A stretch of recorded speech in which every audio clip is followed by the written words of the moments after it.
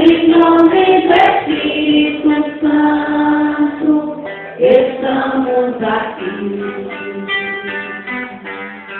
Para, Pai, agradecer, bendizer e adorar. Estamos aqui, Senhor, ao teu dispor.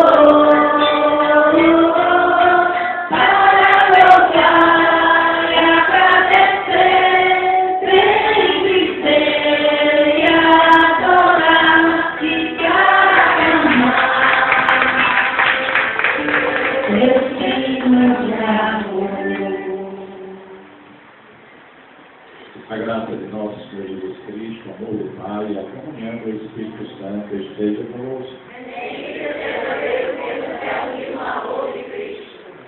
Meus irmãos e irmãs, quando nós celebramos os mistérios da nossa fé, especialmente os mistérios litúrgicos, desde a Santa Missa ou a celebração da palavra, devemos fazer com muita convicção cristã, preparando o coração para que a gente possa receber, preparar e bem receber a Eucaristia dentro da celebração desse mistério. Por isso, vamos nos preparar com o nosso ato penitencial, colocar o coração bem aberto à disposição de Jesus Cristo, para que Ele possa nos perdoar dos nossos pecados. Então, cantemos o nosso ato penitencial. Eu confesso a Deus que eu vou irmão. Tantas vezes pequei, não fui fiel.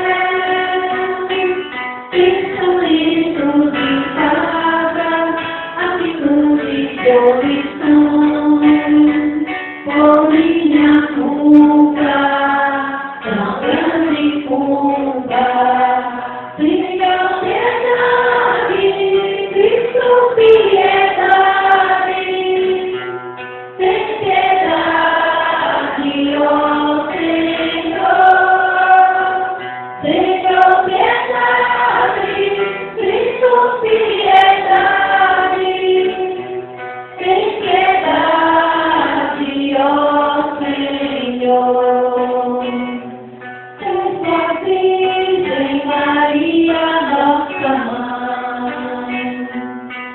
e agora, meus irmãos, roguei por mim. A Deus, Pai, que nos perdoa, nos tem em suas mãos. Por seu amor, por grande amor. Senhor, piedade, Cristo, piedade. Tem piedade.